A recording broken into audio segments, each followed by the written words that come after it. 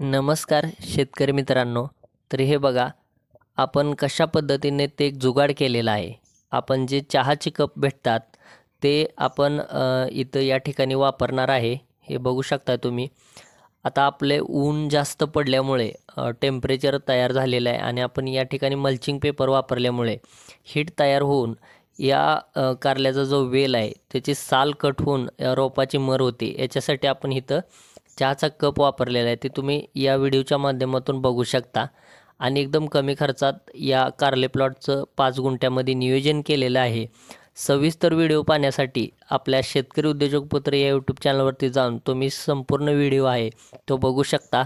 कशा पद्धतीनं नियोजन केलेलं आहे आणि शेतीतील नवनवीन प्रयोग आणि कमी खर्चात नियोजन पाहण्यासाठी आपल्या शेतकरी उद्योजक पुत्र या यूट्यूब चॅनलला सबस्क्राईब करा. धन्यवाद. भेटूया पुढच्या व्हिडिओमध्ये.